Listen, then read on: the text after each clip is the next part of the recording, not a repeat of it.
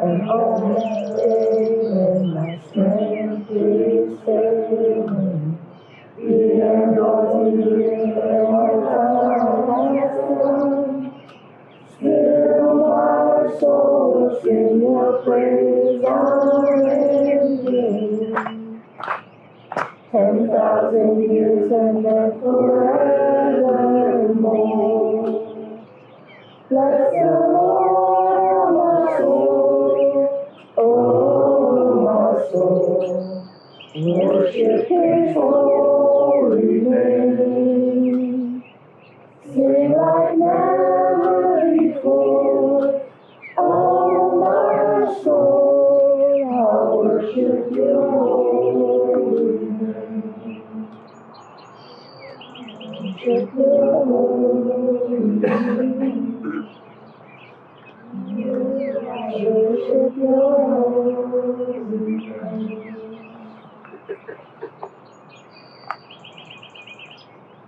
Early in the morning. Mm-hmm.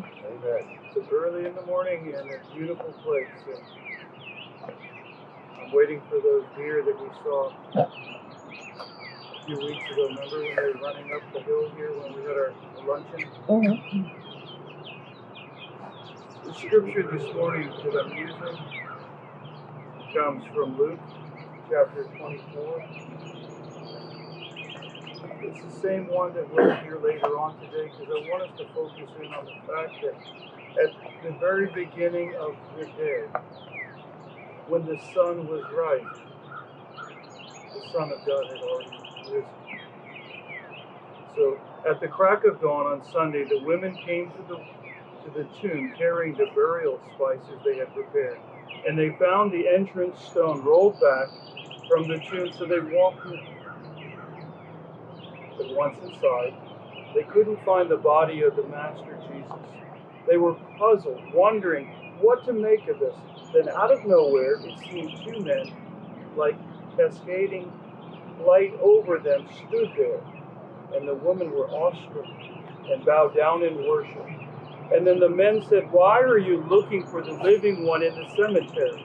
He's not here, but he has raised up. Remember how he told you while he was still back in Galilee that he had to be handed over to the sinners, be killed and placed on a cross, and in 3 days rise up." Then they remembered Jesus' words. And they left the tomb, and they broke the news of this to the 11 and to the rest. And Mary Magdalene, Joanna, Mary the mother of James, and the other women with them kept telling these things to the apostles. But the apostles didn't believe a word of it. Thought they were making it all up. But Peter jumped to his feet and ran to the tomb. And he stood. And he stooped to look in, and he saw a few grave books. And that's all. And he walked away puzzled, shaking his fist. And on that early morning, you're all trying to wake up and you're trying to puzzle through sleepy thoughts. And by the way, did you not sleep at the church last night? For anyone that was worried, we slept at home in a nice, warm, comfortable bed. But to wake up and you're confused.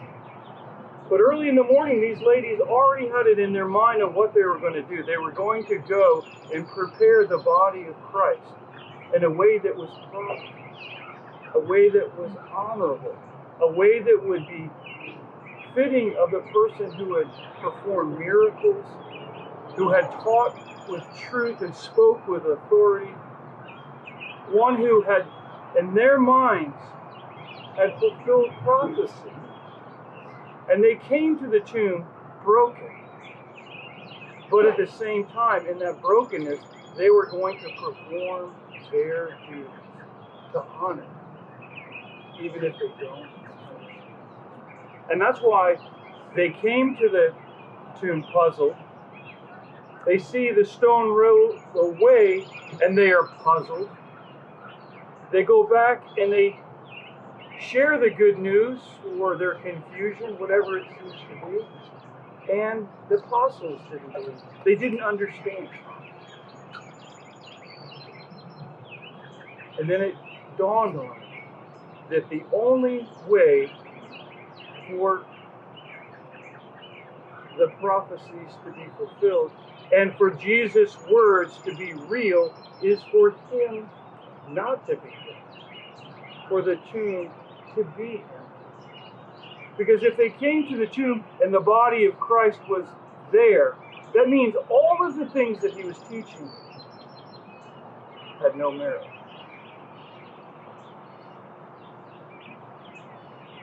He said, knock this temple down, and 3 days later, it'll be back in its place.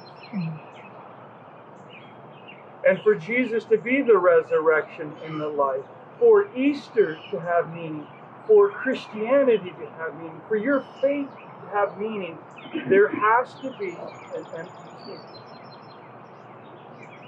In order for there to be a resurrection, it needed to begin with the cemetery. Back in the Dark Ages, back in the 70s, just wanted to see if anyone remembers the 70s. My mom was like into doing every craft known to man. She was into this thing called decoupage, and she would like take things, put it on wood, cover it with some stuff, and then she'd even put stuff on it to make it look antique. She took my football varsity letter. She burnt the edges around it, put crinkly stuff on it. So I'm like, Mom, what did you do to my varsity letter? It's burnt. And why do you want it to make it look like it's from 1832? But she also did something that I thought was more clever than destroying one of my varsity letters. She took an egg and she was going to decorate it. And she poked a hole in it, a little tiny hole. No hole in the other end. And she blew out the egg yolk. I guess the whole egg. Has anyone ever done that? Did you live in the 70s? Did you notice that? I kind of observed. Anyone from the 70s has blown out an egg. I don't know what it is. You have to experience it. This is so exciting. But the thing is that it's a way for the egg to be empty. You can see the hole on both sides. It seems clever. But you can understand it. Here there was a stone that was rolled away, and you don't understand it. You can't make sense of it. You walk away puzzled. Why is this enormous stone? You ever see a grinding wheel? They're huge. Imagine something like that had been rolled, and typically it's been rolled away,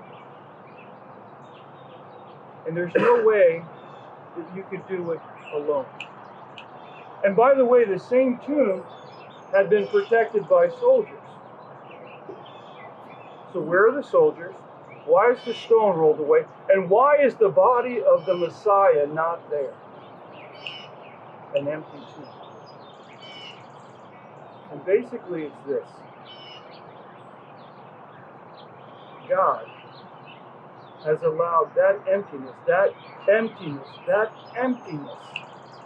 to be the symbol of our faith. We who have come with brokenness, with emptiness in our lives, with confusion, being puzzled, and we can behold that emptiness and know that God has filled that void with complete meaning. Because of Christ, being risen, as he said, our faith is not in vain. And I don't know about you, but back in the day, even when I thought I had my life figured out, even when I had finished college, even when I had these things accomplished, there's a sense that there's something missing. There's something in my soul that sensed that there was something more. When you look into that empty tomb, you know that the promises of Christ are not empty. He promises us so much. And because of the empty tomb, everything that Christ promises fills that emptiness up to overflow. I thought they were going to make a rush on the front here. Okay. So how about you? Has there been a moment in your life when you wondered, is this true? And when you're praying,